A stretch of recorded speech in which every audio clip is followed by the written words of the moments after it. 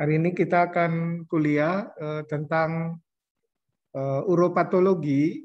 Jadi kita mulai dengan kuliah ginjal ya. Nampak slide-nya ya? Nampak, Dok. Baik.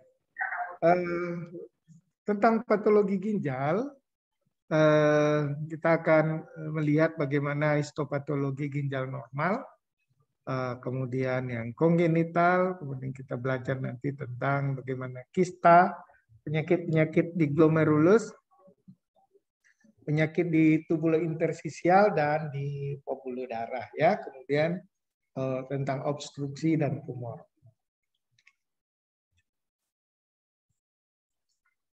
Secara embriologis, kalian semua sudah tahu bagaimana dulu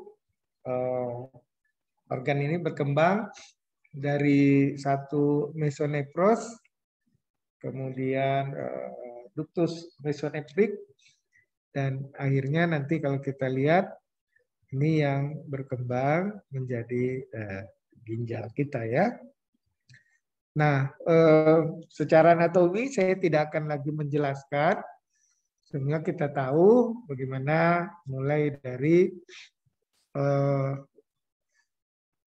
ginjal itu terdiri dari korteks, kemudian medula, kemudian bagaimana di dalamnya tentu adalah komponen-komponen pembuluh darah, baik satu arteri, kemudian vena, kemudian nanti dekat pelvis renalisnya juga akan terjadi fungsi sekresi, dan ginjal juga kita kenal sebagai fungsi sekresi ya, dan menghasilkan hormon-hormon pembentukan pembuluh darah. Kemudian ini adalah satu ginjal normal, kita lihat ini adalah fungsionalnya, ada glomerulus, kemudian di sekitarnya adalah tubulus. Nah, di antaranya kita mendapatkan satu jaringan intersisial. Ini adalah gambaran ultramikroskopik dari satu glomerulus, di mana kita nanti mendapatkan ada satu sel endotelial di sini, kemudian nanti darahnya nanti disaring oleh satu penetrasi, ini adalah lamina basalis, kemudian ini adalah food processus atau podosit, di sinilah nanti terjadi satu filtrasi, di mana bisa dilewati oleh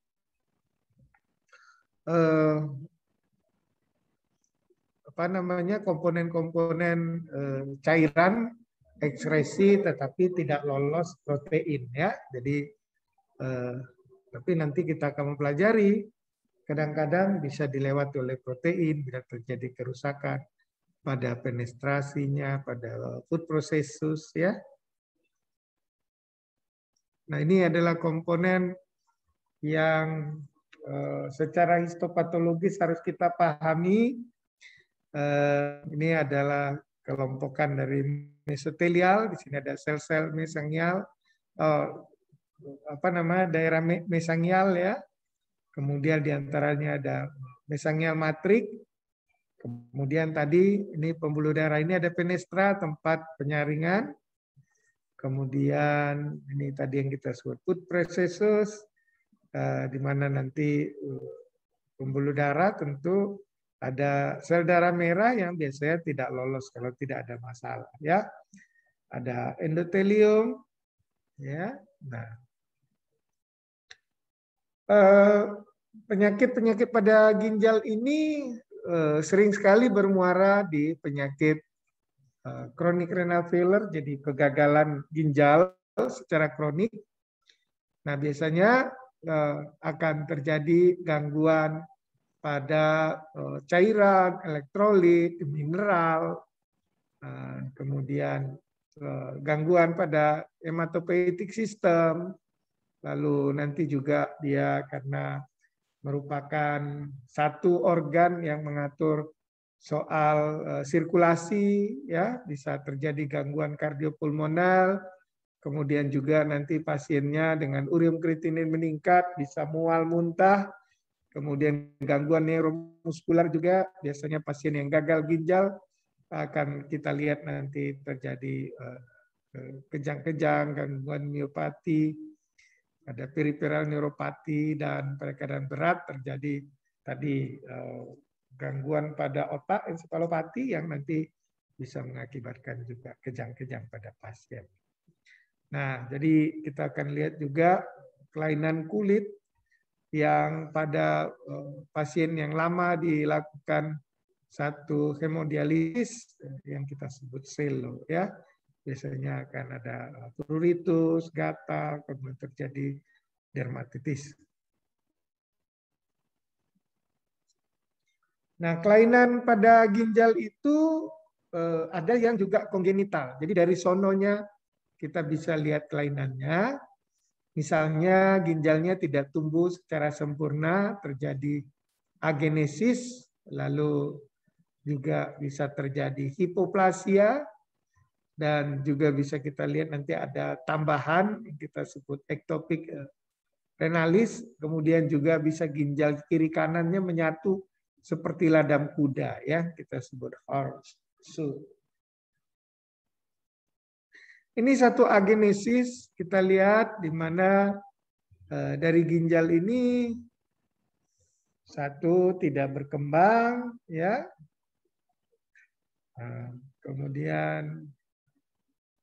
Kemudian kita lihat ini juga tidak berkembang, terjadi hipoplasi, bedakan dengan yang sebelah, ya. Selain kongenital lain bisa juga kita jumpai ada ginjal tambahan, ya. Jadi ektopik biasanya kita bisa jumpai pada pelvis, ya. Nah. Kemudian ini ginjalnya menyatu, membentuk ladam kuda, ya. Saya sebut dengan horseshoe kidney. Nah, kelainan lain pada ginjal bisa terbentuk kista. Jadi penyakit kista pada ginjal bisa akibat satu adanya displasia, pada penyakit polikistik kidney ada jenis yang kita sebut dengan disebabkan oleh autosomal dominan, biasanya pada dewasa. Kemudian pada anak-anak biasanya disebabkan oleh kelainan autosomal resesif. Kemudian juga bisa kita lihat kista pada daerah medullary, sehingga nanti kista pada ginjal itu membentuk seperti spons, ya. Tahu spons, ya? Yang untuk cuci piring itu ada sponge box, apa ya?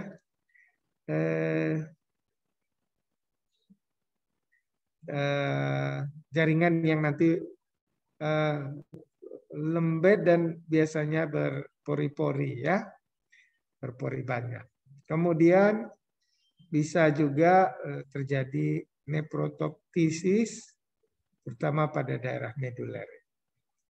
Nah, tapi juga bisa kista akibat kelainan, misalnya kerusakan pada ginjal kronik yang lama, kita juga bisa jumpai pada pasien-pasien yang kronik dialisis, bisa juga ada kista yang acquired, ya.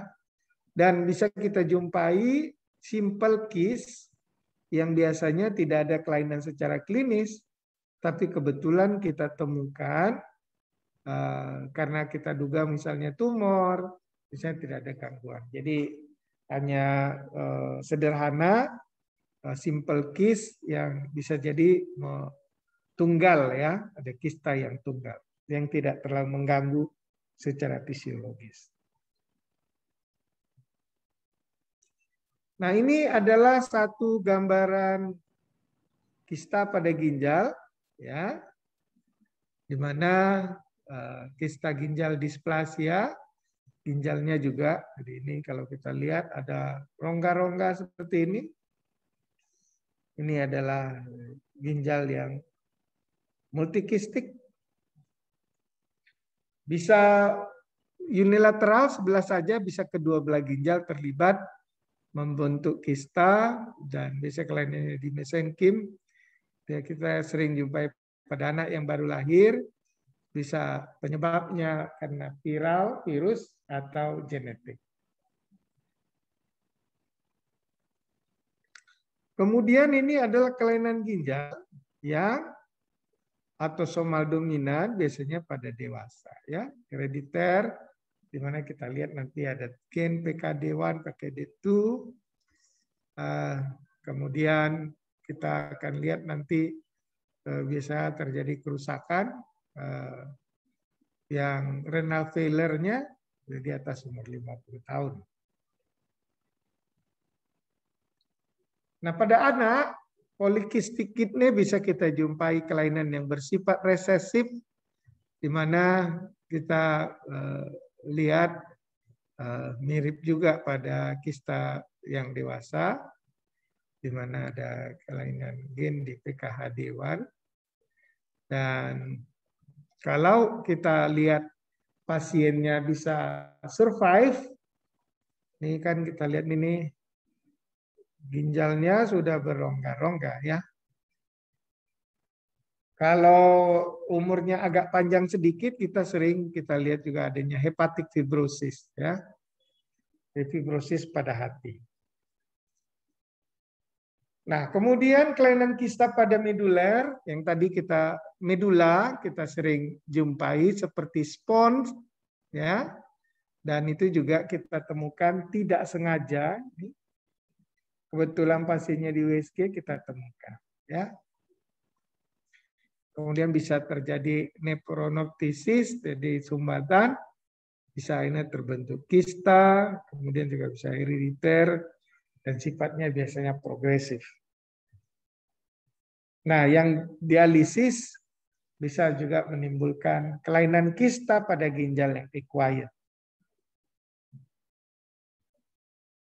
Nah, kadang-kadang kita jumpai simple cyst, di mana ada kista yang tunggal, tidak terlalu jelas klinisnya bagaimana, sering kita sebut dengan retention cyst. Nah, sering ketemu nggak sengaja, insidental, di mana pasiennya asimptomatik, dan ini sangat jarang, ya. Nah, kelainan pada glomerulus. Pada glomerulus itu yang paling banyak adalah menyebabkan atau disebabkan oleh gangguan autoimun, ya. Nah, bisa terjadi nephrotic syndrome yang akut, bisa kelainan yang kita sebut dengan glomerulonefritis tipe cepat. Kemudian ada nephrotic syndrome, lalu chronic renal failure, dan ada yang pasien tiba-tiba kencing darah aja simptomatik, atau tiba-tiba kita jumpai terjadi keluarnya protein dari ekskresi urinnya yang kita sebut dengan asymptomatic proteinuria.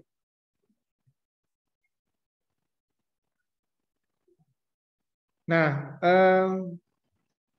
manifestasi patologi, kita melihat nanti gambaran proliferasi seluler, baik pertambahan sel pada mesangial, matrik, dan pada endotelial. Mana kita bisa juga jumpai adanya infiltrasi sel-sel limfosit atau leukosit. Lalu gambaran yang terjadi pada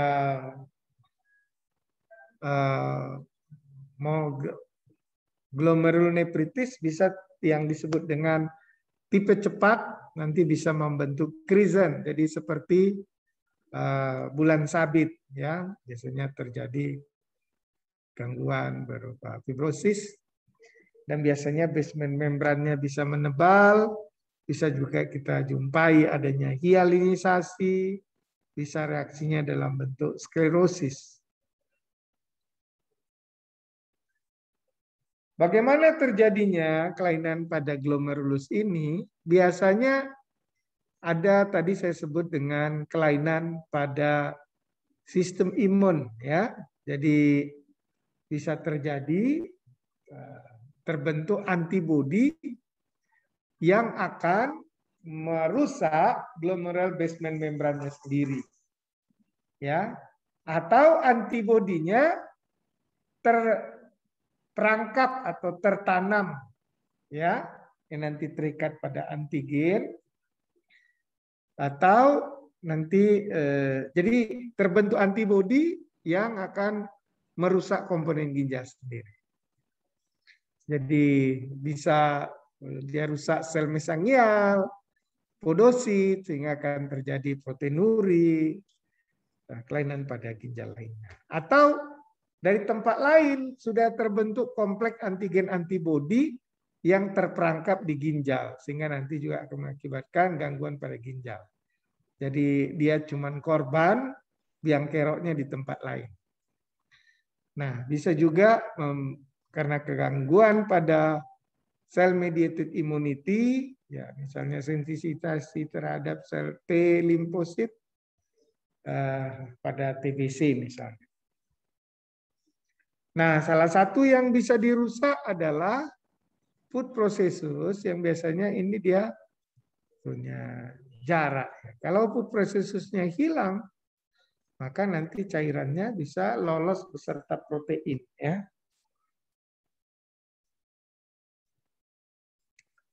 Nah, mediator-mediator yang bekerja pada kelainan pada ginjal ini termasuklah kita bisa jumpai neutrofil punya peran, monosit, makrofag, sel T, natural killer cell, platelet, kemudian sel-sel mesangial yang juga bisa proliferasi.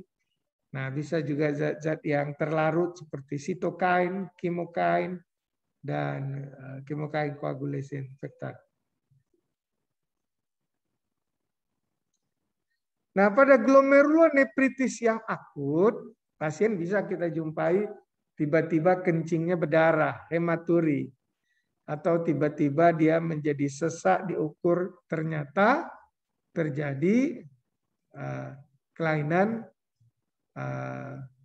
di mana blood urea nitrogennya meningkat, disertai dengan kelainan klinis. Ini yang kita sebut nanti dengan uremic syndrome. Tapi kalau blood urea nitrogennya saja tinggi tanpa memperhitungkan klinis, kita sebut azotemia. Atau kerusakan ginjal itu menyebabkan produksi daripada urin berkurang. Terjadi oligouri, ya. Biasanya pada pasien-pasien anak yang terinfeksi oleh Streptococcus bisa terjadi kelainan pada glomerulus dan bukan langsung oleh bakterinya, ya. Jadi reaksi imunitas. Jadi bisa post-streptokokal kita lihat, kemudian kita bisa lihat nanti hiperseluler daripada glomerulus, peningkatan daripada atau pembesaran endotelium, mesangium, sel-sel mesangialnya bisa proliferatif, dan biasanya kita akan lihat perubahan-perubahan ini bisa dideteksi imunoglobulin G, imunoglobulin M, nah C3 sepanjang kelainan yang terjadi pada lokal tadi, ya. Dan 95% ini pasien sembuh total. Nah, ini adalah satu gambaran, kita lihat kelainan akut glomerulonefritis. Biasanya kita melihat gambaran bagaimana komplement, bagaimana zat-zat antibodi yang lain reaksinya. Kita memeriksa imunofluoresen. Ini adalah gambaran dari satu imunofluoresen. Biasanya dia berpendar, ya.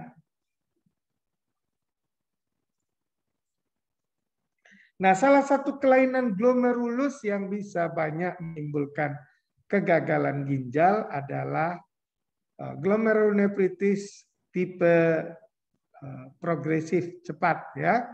Nah, dan kalau kita menemukan adanya kelainan klinis, belum tentu punya gambaran spesifik juga secara patologinya ya.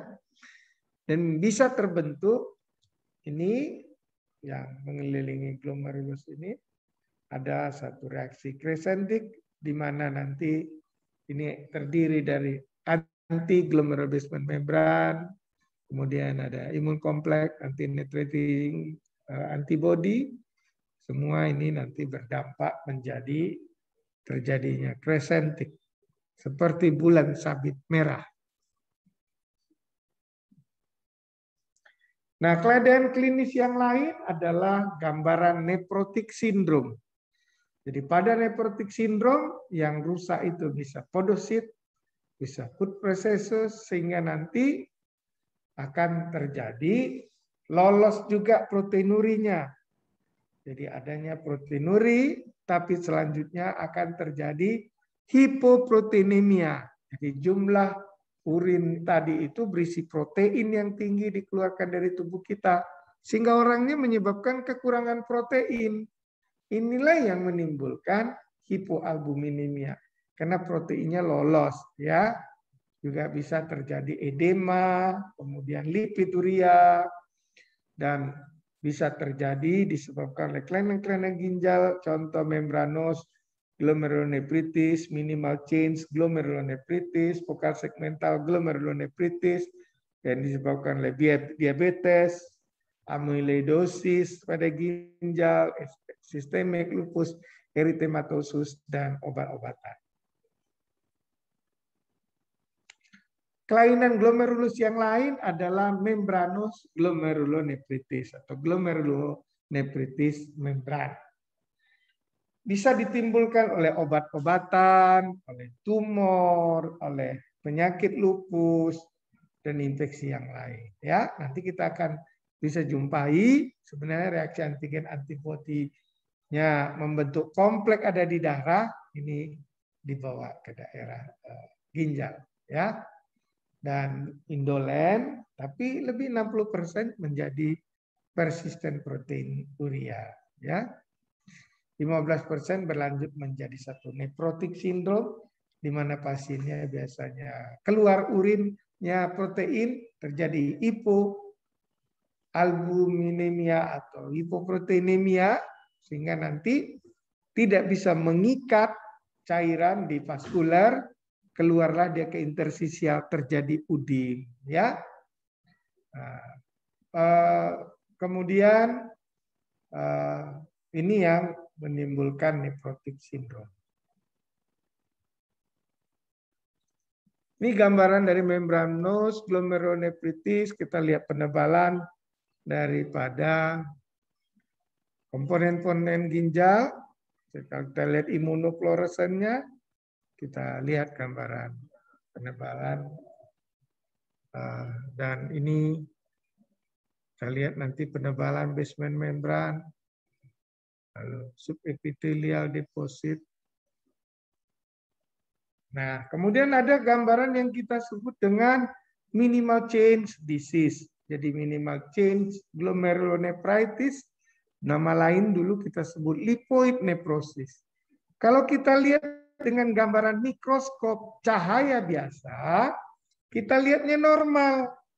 Tapi kalau kita memakai mikroskop elektron, kita bisa jumpai ada kelainan food processus, ya, sehingga nanti endotel ini gagal menyaring, loloslah dia protein-protein juga, ya.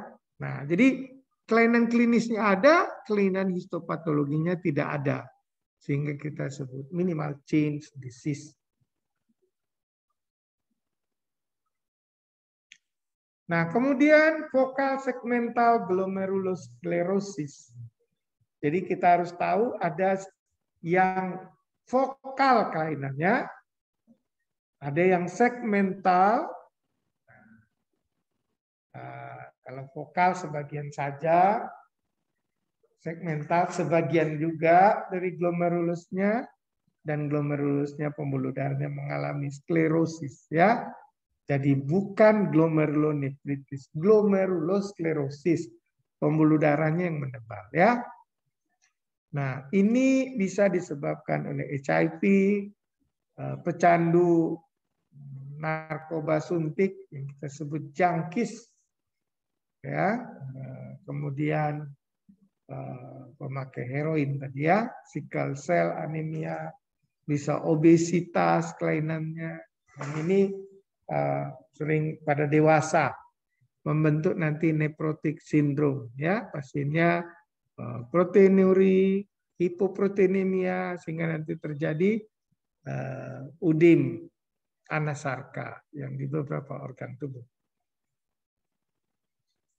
Kemudian glomerulonefritis membranoproliferatif ini juga idiopatik atau juga penyakit yang sekunder dari chronic immune disease, hepatitis C, alpha 1, antitrypsin, HIV positif, dan kelainan-kelainan malignansi.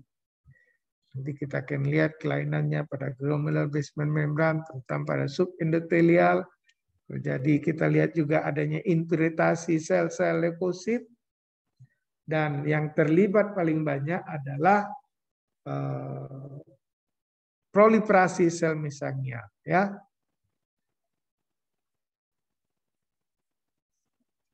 Kemudian ada kelainan yang kita sebut dengan Berger disease atau IgA nephropathy. Nah, ini kelainannya disebabkan gangguan sistem imun, di mana bisa pasien mengalami MID, hematuria, MID, proteinuria, imunoglobulin A yang menumpuk di mesangium. Ini ditandai pada gambaran mikroskop imunofluoresen, terjadi penebalan-penebalan pada glomerulus, terutama pada daerah mesangial sel. Kemudian kelainan yang bersifat herediter, hematuri, jadi sindroma hereditary hematuria. Contohnya adalah Alport syndrome, di mana kita lihat nanti karena kelainan menyebabkan terjadinya renal failure yang progresif. Kemudian sering sekali disertai dengan tuli, gangguan pada mata, dan yang penting kita bisa lihat gambaran daripada defektif kolagen tipe 4. Glomerular basement membrannya biasanya menipis. Nah, yang lain adalah glomerulonefritis yang kronik. Biasanya terjadi penebalan pada korteks, penipisan pada korteks, terjadi hialinisasi karena ada fibrotik di glomerulus. Sering terlihat pasien-pasien seperti ini karena mengalami dialisis, ya. Nah, sekunder glomerulopati. Jadi biang keroknya bukan pada glomerulusnya, dari tempat lain. Contohnya sifatnya sistemik, misalnya lupus sistemik eritomatosus, lalu adanya gangguan seperti tadi IgA nephropathy, tetapi disertai dengan kelainan kulit, ada ruamnya yang kita sebut dengan Henoch Schönlein purpura.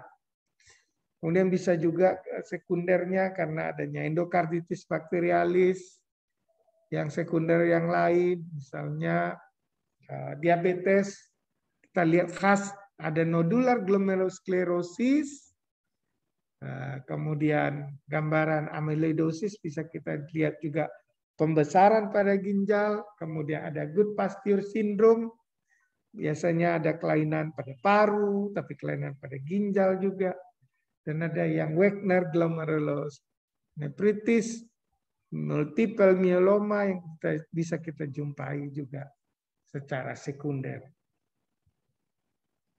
Nah, sekarang kita akan masuk ke kelainan tubulus interstitium.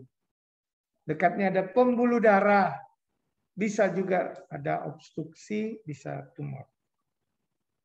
Nah, penyakit pada tubulus contohnya pada akut tubular necrosis. Ini adalah satu kelainan di mana kita lihat tubulusnya mengalami nekrosis sehingga nanti akan terjadi kegagalan fungsi daripada glomerulus. Ya. Nah, ada tubulointerstisial nefritis, biasanya terjadi pielonefritis pada interstisial, terjadi proses radang, bisa radangnya sifatnya akut, bisa radangnya bersifat kronik, bahkan pada ginjal kita bisa jumpai gambaran lesi yang kronik, inflammatory disease yang sering kita jumpai pada TBC. Bisa juga obat-obatan toksik ya yang merusak tubulus. Kemudian juga bisa nefropati asam urat, lalu bisa terjadi hiperkalsemia atau neprokalsinosis yang menyebabkan juga gangguan pada tubulus. Kemudian satu penyakit keganasan yang kita sebut multiple myeloma. Akut tubular nekrosis biasanya adalah kegagalan sirkulasi pada ginjal karena tubulusnya terjadi kerusakan dan menyebabkan fungsi ginjal akan terganggu. Nah, ada dua tipe. Ada yang sifatnya iskemik karena memang tidak mendapat aliran darah yang cukup ke sana. Bisa juga neprotoksik. Jadi neprotoksik ini yang rusak paling menonjol itu adalah klinisnya dan bisa akibat aminoglikosida, bisa obat-obatan yang kita pakai juga untuk kelainan ginjal ini, amphotericin B, aminoglikosida. Kemudian bisa juga disebabkan oleh zat-zat kontras pada waktu dilakukan pencitraan. Nah, jadi coba lihat, ini tubulus yang normal, intinya bisa kita jumpai.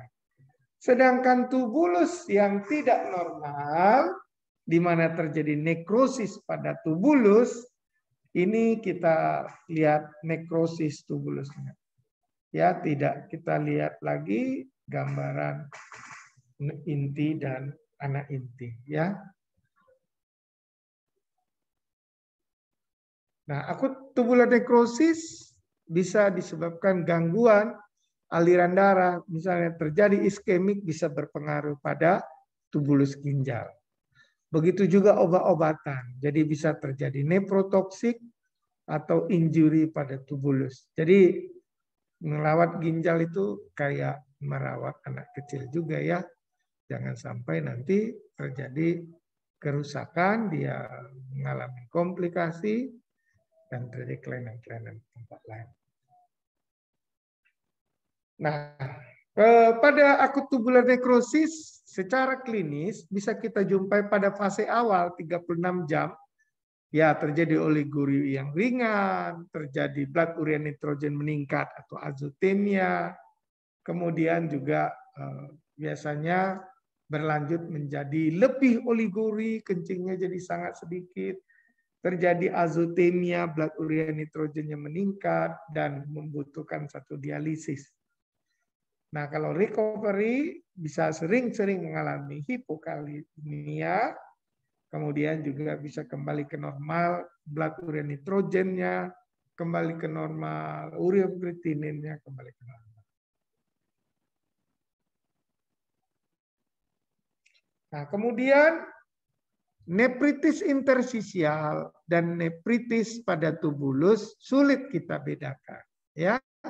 Jadi sering kita satukan saja dan biasanya sering disebabkan oleh infeksi pada pielonefritis berlanjut menjadi tubulointerstisial nefritis, bisa toksik, logam berat misalnya yang sekarang isu lingkungan sering dibicarakan karena zat kimia tertentu, bahkan obat-obat penghilang rasa sakit antiinflamasi, NSAID bisa ya.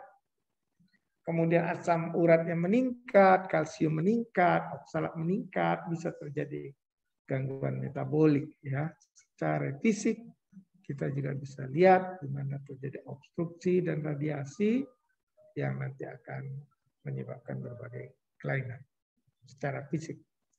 Kemudian sistem imun juga misalnya pasien pasca transplantasi juga terjadi gangguan penolakan sehingga bisa gagal kembali ginjalnya. Nah, kita pindah ke kelainan dari interstisial, ya, yang kita sebut pielonefritis. Tadi kita sudah nyebut ada akut, ada kronik. Nah, bisa disebabkan oleh berbagai bakteri gram negatif, misalnya Escherichia coli, Proteus species, Klebsiella species, Enterobacter, Streptococcus faecalis, dan biasanya dalam kondisi normal ini biasa, ya. Nah, tapi bisa dia naik ke atas. Nah, misalnya reflux, obstruksi, semua nanti naik ke atas sehingga terjadi peradangan. Ya, kemudian bisa dari hematogen, yang juga di ginjal. Nah, pada fase akut yang menonjol itu adalah sel-sel neutropil. Ya. Nah, kemudian pada fase kronik, pielonefritis itu biasanya kita lihat peningkatan limfosit, adanya skar, mungkin kena penyakit lama. Nah, ini adalah satu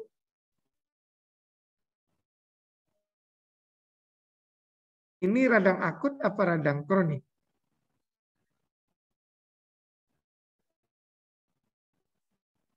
Ada yang bisa jawab? Christina, akut apa kronik? Kurang yakin, Dok. Nah, di patologi kita menemukan pasukan perintis kalau ada suatu inflamasi yang sifatnya akut adalah sel neutropil atau polimorfonuklear leukosit. Jadi kalau PMN-nya banyak, ini kan banyak yang berbatang-batang, bersegmen-segmen, ya. Ini adalah neutropil. Kalau banyak neutropil berarti ini radang Akut, Dok. radang apa? Grace, radang apa tuh? Akut ya, Dok. Akut, ya. Jadi kita lihat.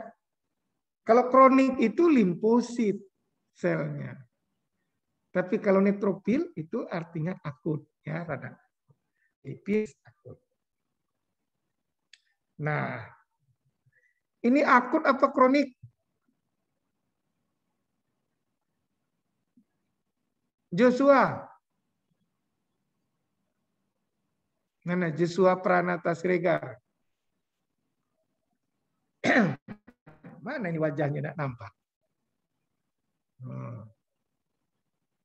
Ini akut apa kronik Pranata? Pranata tertidur ini ya Joshua.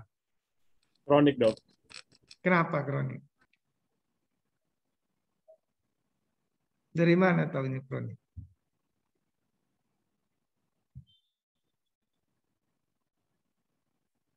Ada tahu alasannya?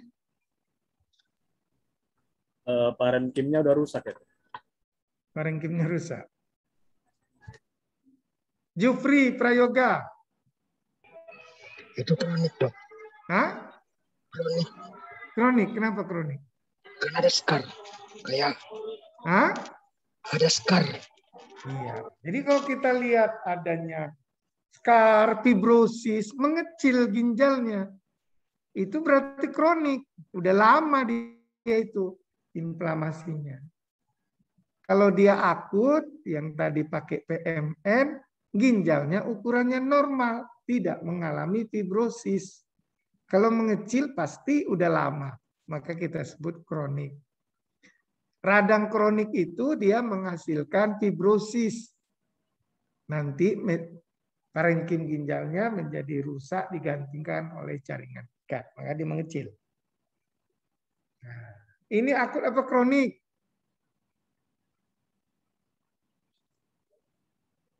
Maulana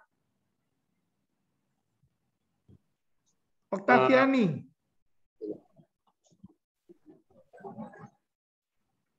Ini apa Oktaviani? Pielonefritis akut apa kronik?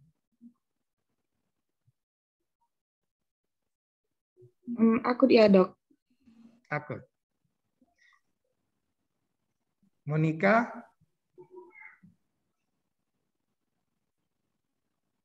Akut apa kronik?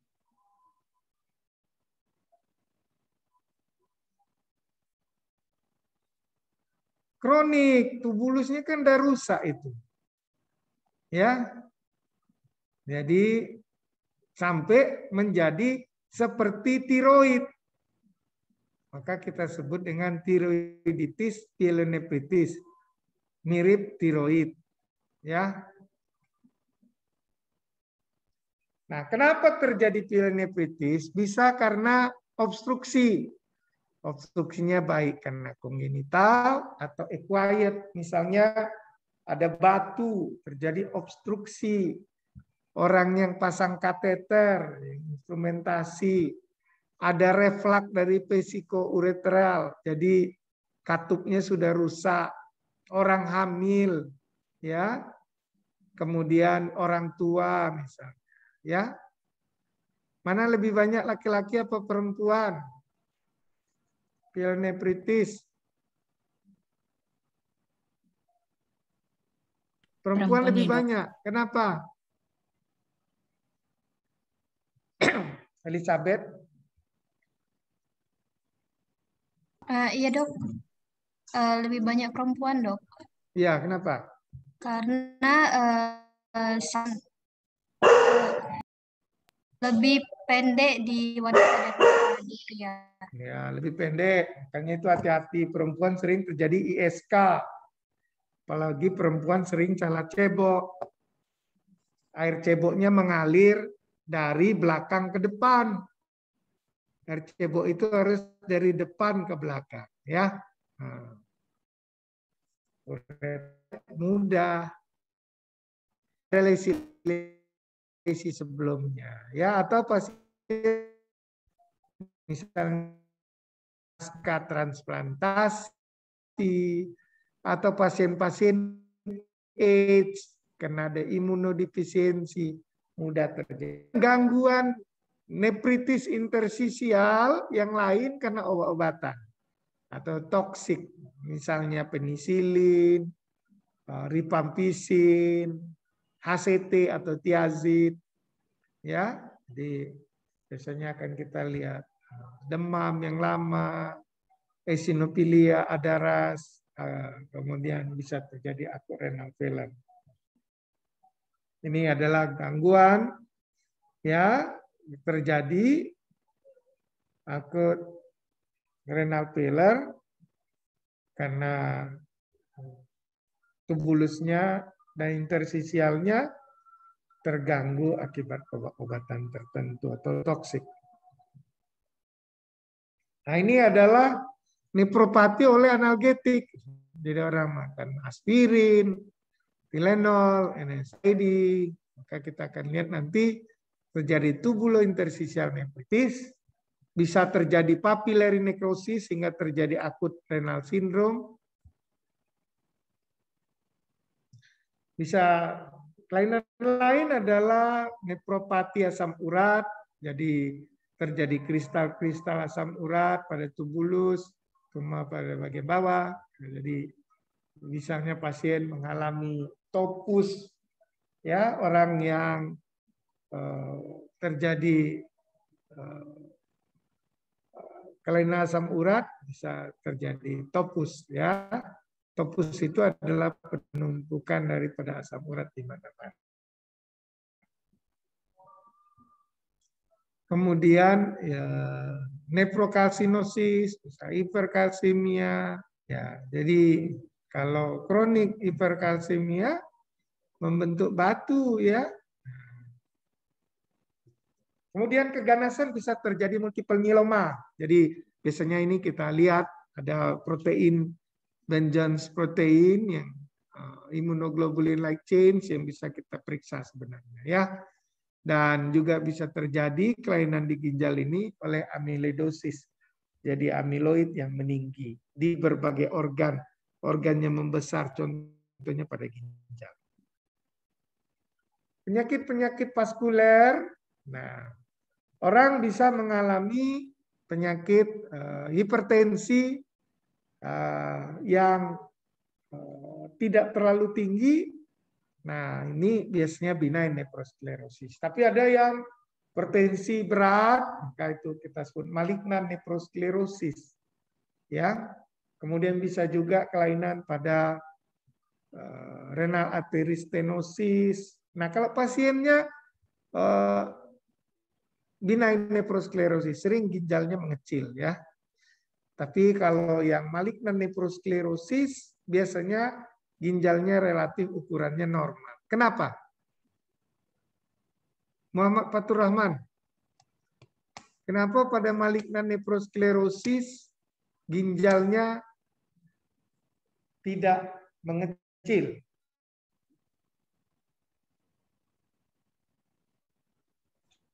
Kurang tahu, Dok.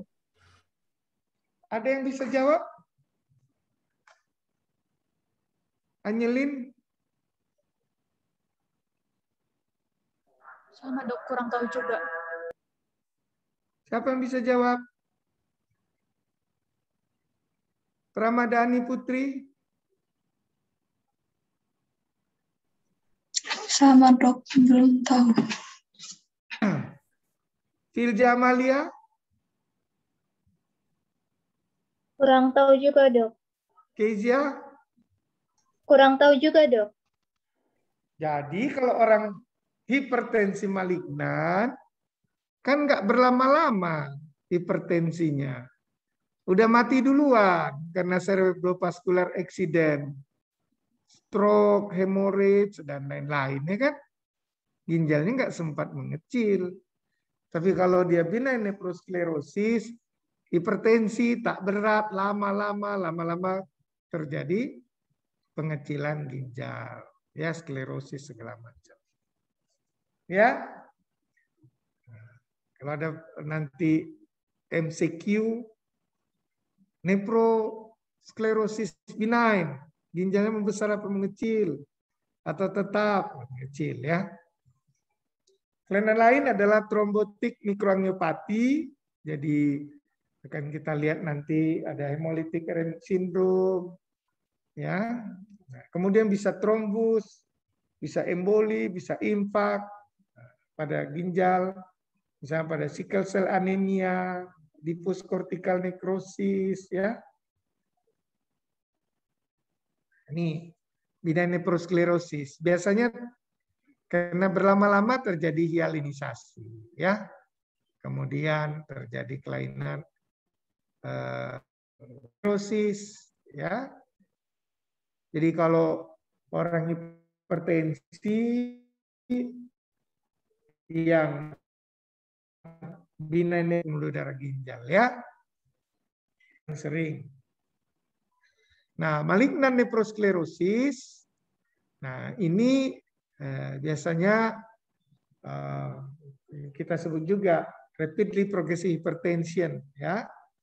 Jadi kerusakan pembuluh darah yang hebat. Nah, biasanya ditandai dengan adanya fibrinoid necrosis.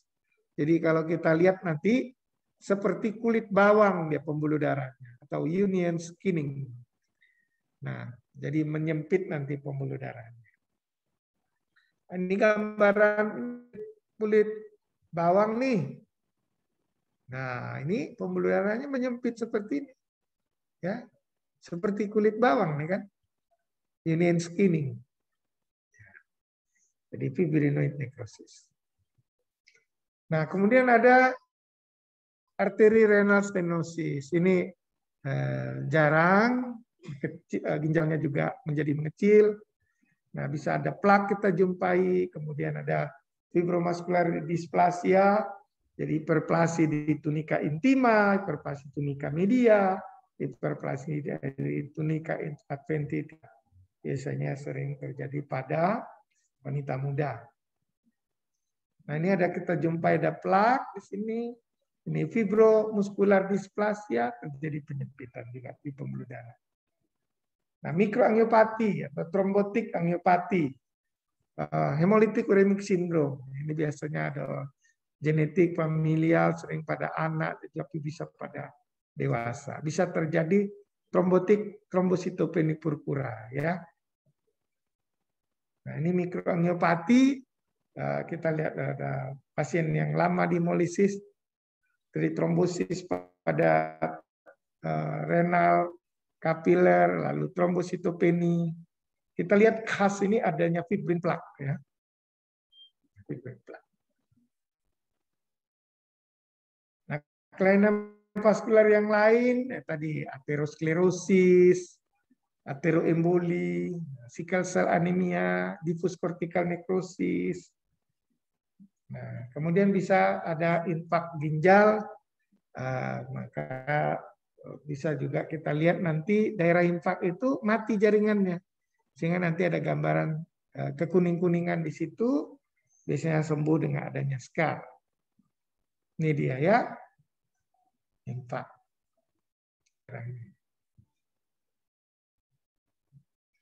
Ini pendarahan. Nah, obstruksi bisa karena batu, bisa kongenital, sumbat oleh prostat, tumor, inflamasi. Nah, ada clotting, ada kehamilan, ada neurogenik. Untuk paling fosfat, ada magnesium, amonium fosfat, boksit.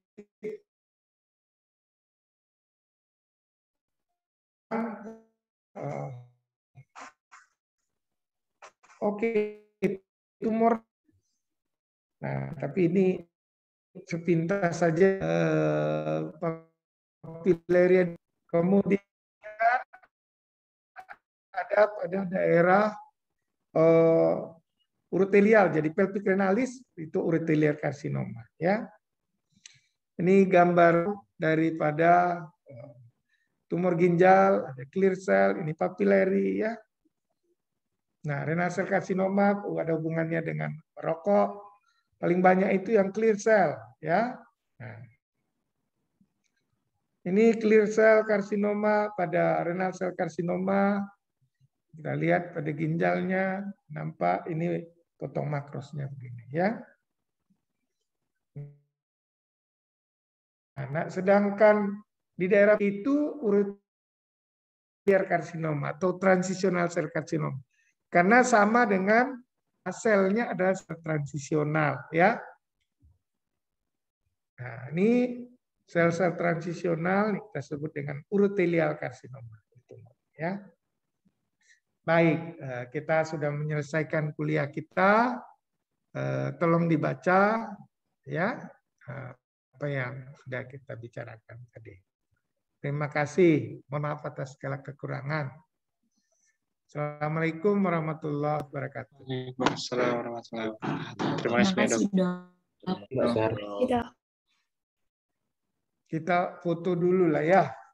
Ya, Dok. Siapa yang foto? Tolong fotokan. Baik, Dok. Nanti kirim ke saya ya. Ya, Dok. Baik, 1, 2, 3. Sudah, Dok.